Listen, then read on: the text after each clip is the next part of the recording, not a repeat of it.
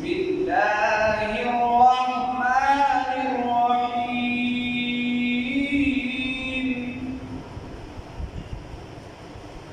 يا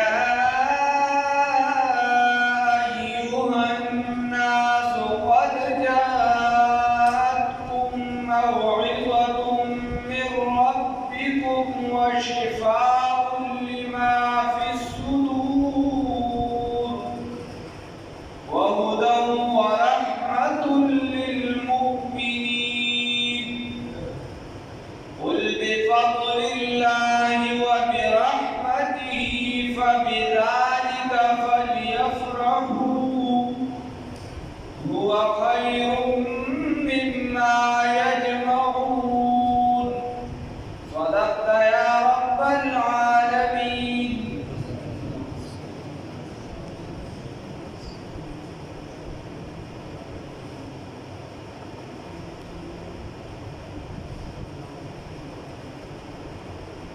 अल्लाह रब्बुल इज्जत पर आयत की फरमाई या अय्युहन्नासु ए खल्कु क़द जाअतकुम यकीनन रागलिद तासुदा मौइज़तुन नसीहत मिन रब्बिकुम दरद जानिब नस्तासु व शिफाउन औ शिफा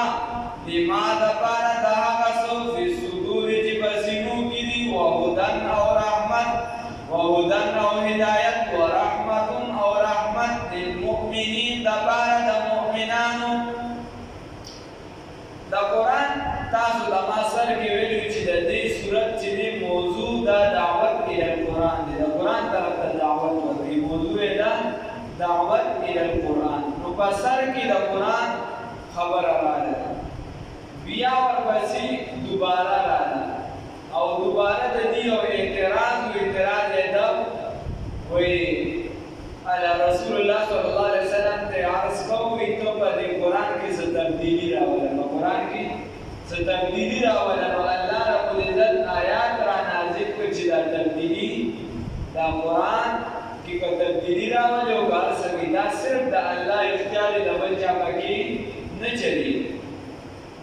درېم ځای کې د بیا د قرآن ذکر دی الله رب العزت بیا د قرآن ذکر دی او دلته الله رب العزت د قرآن ذکر کوي نو څلور صفات ذکر کوي د قرآن پاک الله څو صفات ذکر کوي څلور صفات ذکر کوي یو صفت الله رب العزت د قرآن پاک ذکر کوي وی داسې کتاب دی چې دا نصیحت دی او داسې کتاب دی چې دا شفا ده او داسې کتاب دی چې دا هدایت دی او داسې کتاب دی چې دا رحمت دی د آیات ته خیال وکړئ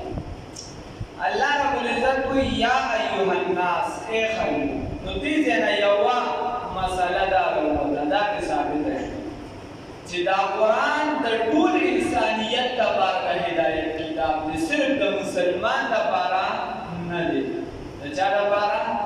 د ټول انسانیت لپاره په دې کې پیغام دی د هر انسان لپاره نو خبره عامه بیا الله فرمایي قد جاءتكم یقینا راغلی د تاسو ته موعظه نصیحت اوس دا موعظه څه ته ویل شي نصیحت دا تقریر وغیرہ دا څه ته ویل شي دا چې یو کس تا ته خبره کوي او خبره ستا ته پرېږدي هغه ته پکې څه پیدا نه وي څوک تا ته خبره کوي او دا خبره ستا ته پرېږدي هغه ته پکې څه پیدا نه وي نو دې ته موعظه ویل شي دې ته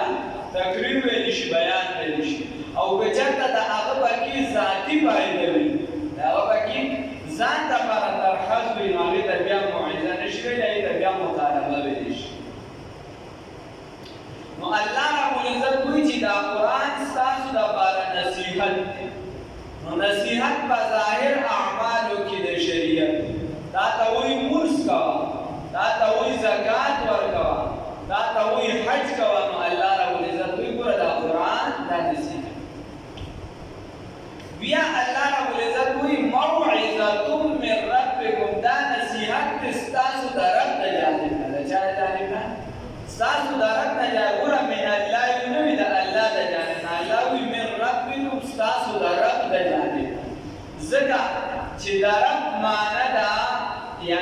پکې راځي تربیت کوونکی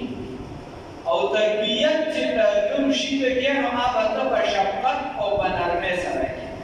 او چې کله تربیت کېږي نو سړی اخري انتها ته تربیت کوونکی ورسوي ماته کړي یعنی ته چې د بچي تربیت کې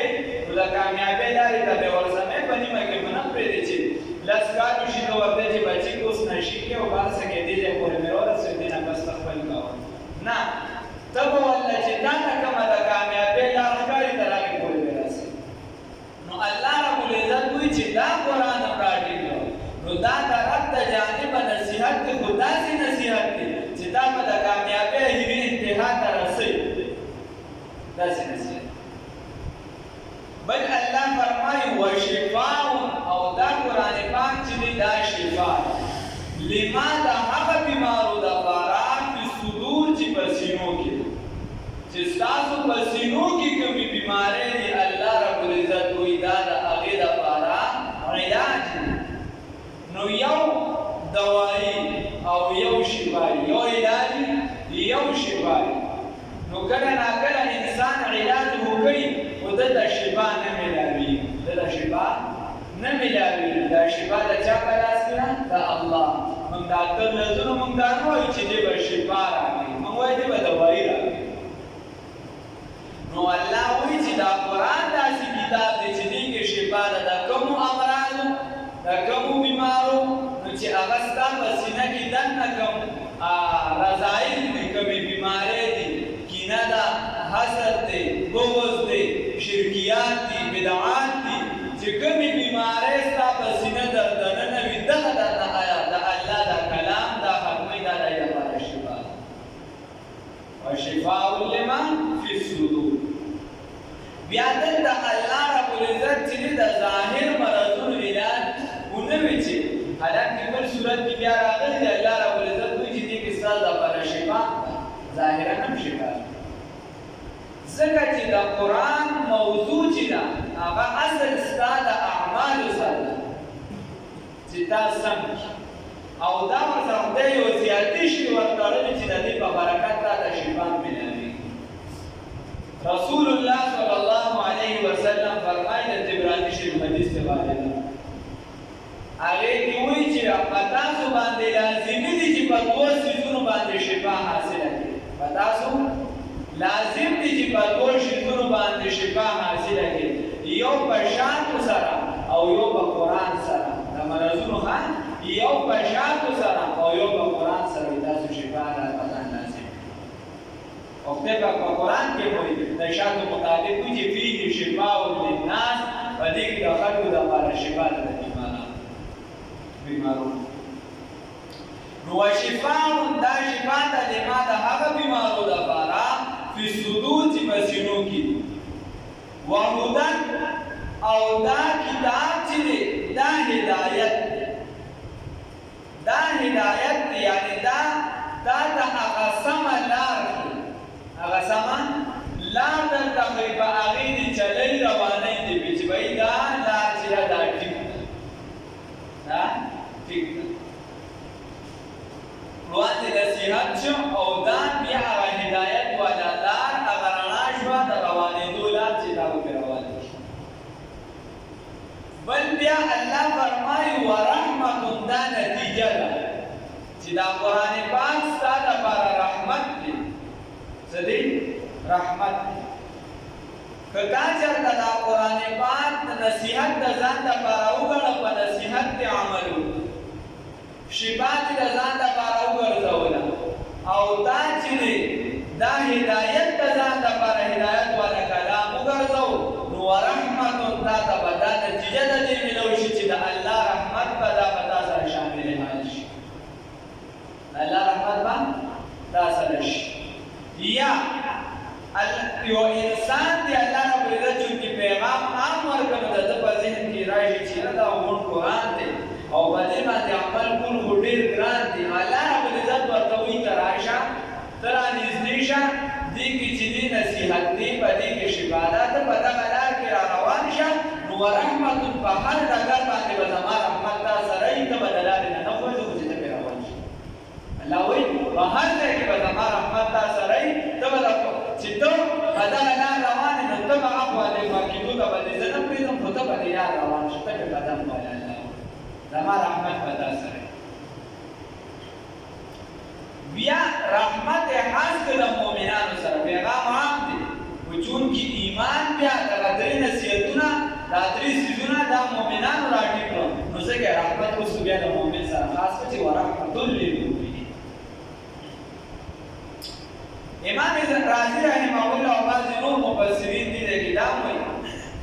هغه وایي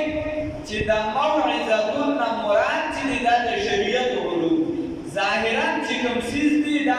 ظاهرا چې کوم خلک وایي شه ظاهر ته وایي ظاهرا چې ستا کوم کړو دي اعمال دي وایي د دې نه مراد چې د موعظتون نه دا ظاهرا شریعت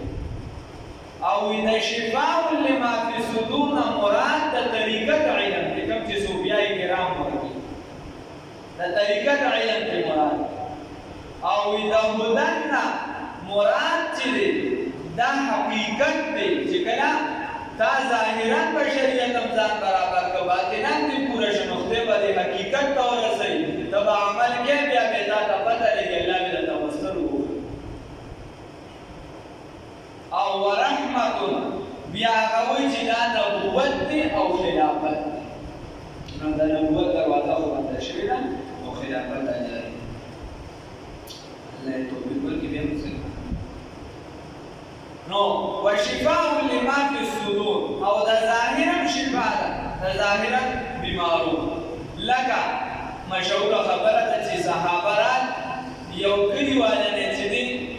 مېلمستیا وغوښتله نو هغې مېلمستیا هم ورنه کړه چونکې د عربو په معاشره کې دا ډېر لوی شرم او بیا یې د کلي نه هم بار کړه ځکه چې ډېر مېلمهدوست خلک وو د کلي نه هم ورپسې بار کړه نو دې ځان له بار تانبو واچو ماسخوتن د شپې یې مشر له څټک ورکړه کوي نو دې پسې راغله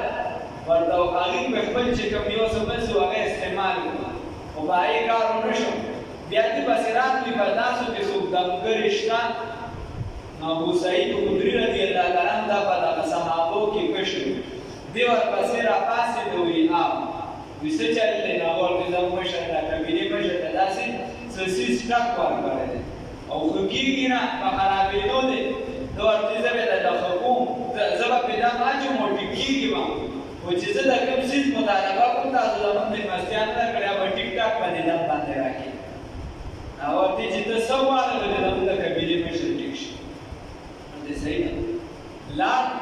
او دمه په واچو هغه ټیک ټاک شي په هغه ځای باندې حدیث کې راځي دا چې ټیک شو وایي دا د بیماری ونه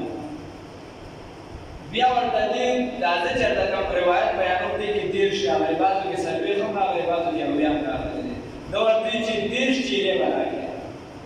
سو راغلي دیر شي یې راغلي نو هغه ولا ورکړي بیا چې کله خپل ملګرو سره راوځي شنو دا ملګري یو په دې وی چې یاره موږ په بدن باندې دا واغښتو چې دا به جایز وي کنه دې شمالګرو په دې وایي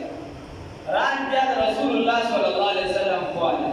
رسول الله صلی الله علیه وسلم ته ټول خبر او رسول الله صلی الله علیه وسلم په شي دي دم وی په سورته فاتحه باندې پس باندې په سورته فاتحه باندې ناوړي دا درته چا ویلي چې دا کې نام کوي دا تاسو ویلي چې د دې یو نوم سورته شفا په دې کې شفا د نیمه چې په دې کې د بیمارو شفا شته دا پیږي دا مې پیږي الله رب عزت شفا رسول الله صلی الله علیه وسلم ورته وایي د حدیث مفهوم د بخاری شریف وایي چې په بل څیز باندې پیسې اخیستلی شي د هغې نه دا بهتره ده چې په تفصیل صیغه چې په قرآن واغوستلی شي په قرآن واغوستلی شي بیا وایي که تاسو پکې څه پرېږدي تقسیم هم نه کړي زما حصه پکې هم وکړي رسول الله صلی الله علیه وسلم ورته فرمایي چې زما حصه هم پکې وکړي دا ورته ځکه رسول الله صلی الله علیه وسلم وفرمایي چې د دې د زړه نه دا شک او تردد ختم شي دا هو وخت شو بیا زموږ د کافرو خپل د علماء دیوبند یو اصطلاح ده هغې وایي چې خلک د په خپله بدن درود نه غواړي علما دې نه غواړي او که څوک ورکوي نو ښه خبره ځکه ثابت دي او که څوک یې غواړي نو بیا د بخاري شریف په حدیث سره ثابت لکه موږ یو کس کتلي ده چې څه مسله وه نو هغه کس بعضې علوم داسې چې هغه د داسې تعلق ساتلي به هغې هم بنده نه پوهېږي لکه دغه یو بنده دی هغه دا 23 سال عمر دی چې دې پکې 109 کړی دا د خپل میدان یې په دې باندې او یو دا روح خبره یو د لیدو کار دی چې ویني او ته په پوښتنه تاسو د خپل مشکل یو موږ راغلو دا کسان سره اور راوړو ویني راوړي مارکس محل سره واسطه هغه د چاکار مداسي یعنی هول سیل دکان دا سیدې طرف ته وکړه واپس دې خوا مخ راواړو یا لکه دا پلانکي وګوره سړک ته یې مخ کړه وایي چې دا څه مسله ده بیا لږ وخت پس وایي دا مسله ده د هغې لپاره دا صورتونه دي صورتونه هغه ټول علاج په قرآن دی نو بیا د پیسو خبره شوه چونکې ما سره عکس مونږ ورته پیسې نو هغه وایي چې نه وایي زما پیر صاحب دی هغه راته دا خبره وکړه وایي هغه له چې څوک لاړ شي نو هغه د ملګرو نه پټ تپوس وکړي چې د کوم ځای نه راغلي تاسو نو هغوی ورته وایي د فلانکي ځای نه دي چې کله ځي نو واپس ورته په جیب کې راغلی کرایي کړي نو چې څوک برابر وي هغه له خو ضرورت نشته نو بیا یې راته وویل وایي هغه کسانو چې چا ورته زندګي وکړ کړي او دغه کار کوي یا خلکو نه روزګاري کوي بیا خلکو نه پکار دی چې ورکړي یعنې هغه یو روپۍ هم باندې نشته دا یې راته خبره صرف دی اجازت پکې شته که څوک یې غواړي نو مفتې شي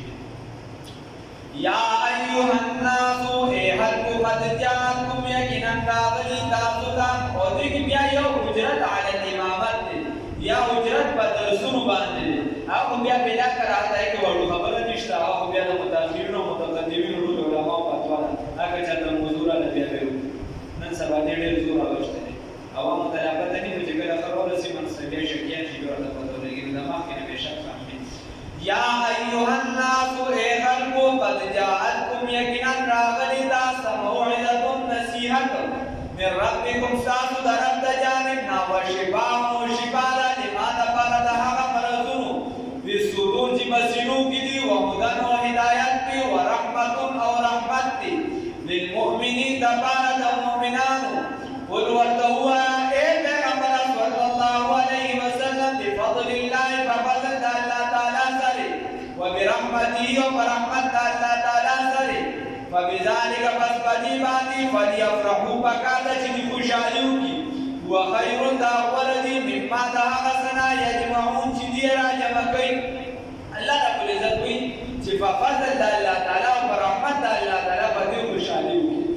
اوس فضل الله تعالی سره شي او رحمت دا دې معناګانې د ټول مکه مناسب دي صحیح راځي فضل الله تعالی ابن مسعود رضی الله تعالی عنہ وایي چې هغه ایمان دی او څه شي دی ایمان دی چې الله تعالی ایمان را نصیب کړی دی الحمدلله او وبرحمتي او رحمت الله تعالی چې دی هغه قران دی الله رب العزت چې په دې ډول ذکر باندې سروکا خوشالي او کمالي باندې خوشالي اختیار بیا خوشالي کې څنګه خبره ده بیا ابن عباس رضی الله تعالی عنہ وای دا هغه شاګردان دي دوا امام مجاهد رحمه الله او امام قتاده رحمه الله دا د دې مرتبه کسان او د شاګردان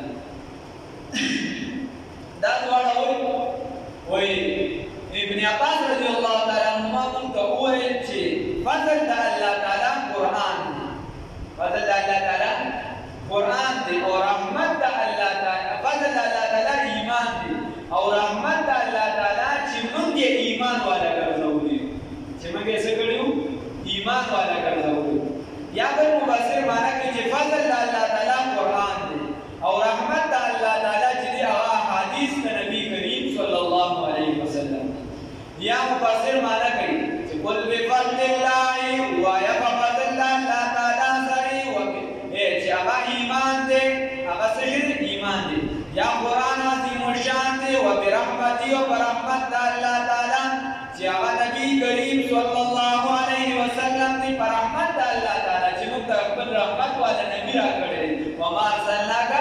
الا رحمتا للعالمین نو هغه سجد نبی کریم صلی الله علیه وسلم دی الله وی فبذلک بس بکادا فلیفرحوا چې په دې باندې فبذلک پس په دې باندې فلیفرحوا پکاته چې خوشالي وکړي شي اوس د یفرحوا دوه معنا ده یو معنا یې دا چې ته په یو څیز باندې خوشاله شي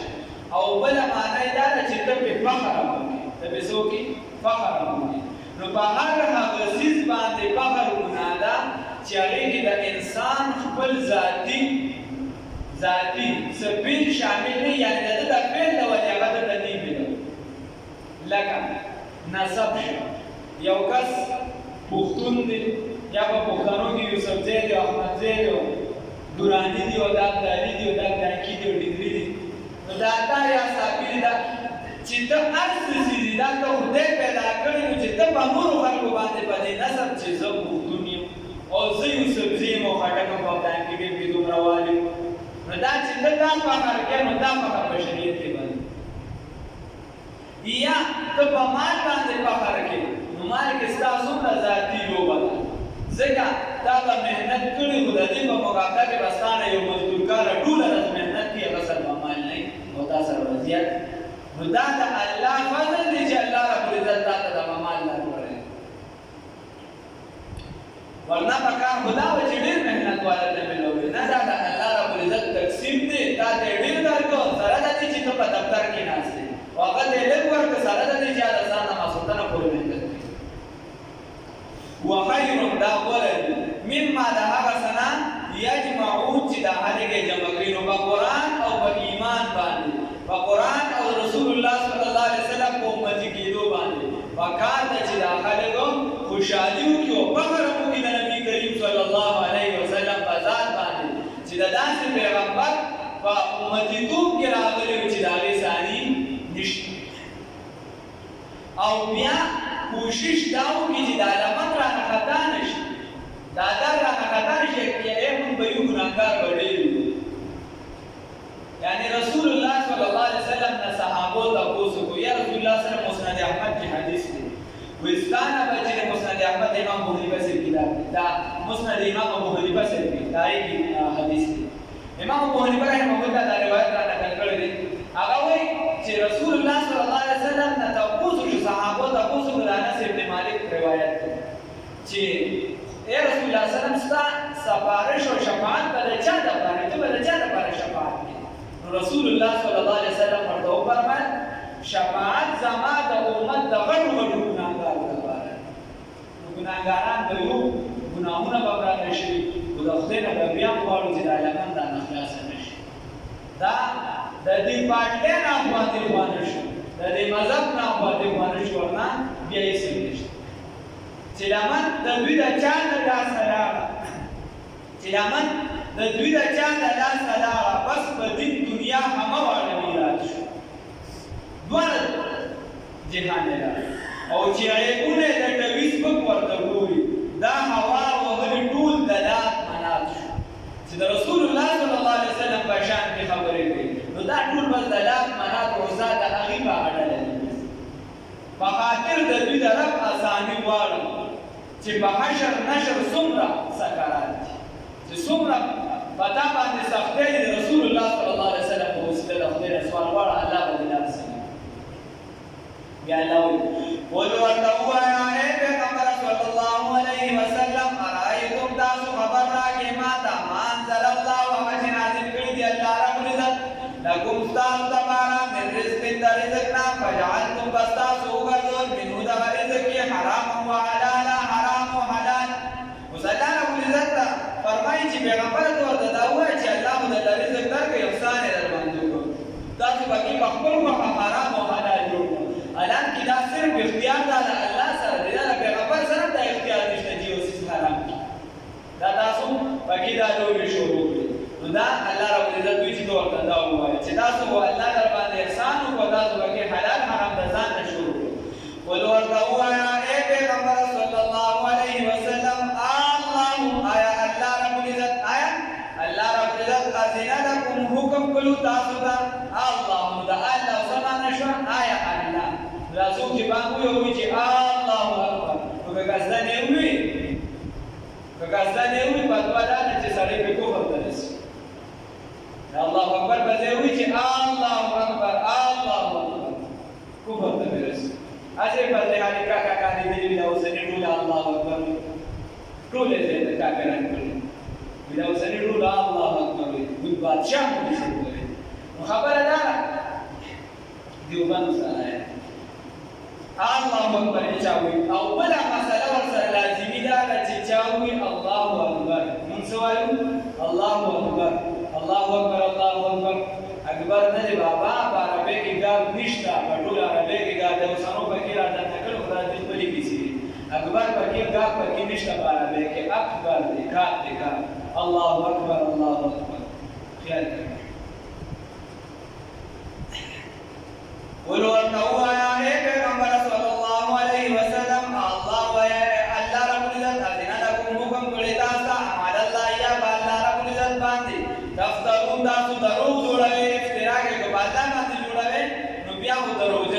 او الله ته حکم کړی نو سره ته وایي وما ظن الذين وسقمان کوي هغه کسان یفترون چې جوړوي دي علی الله بالله باندې الکذب درو یوم القیامت ورځ قیامت ان الله یقینا الله رب العزت ذو فضل خاوند فضل دی علی الناس فخلق باندې ولكن اکثرهم لیکن اکثر خلق لا یشکرون شکر نو واسي الله دې شکر گزار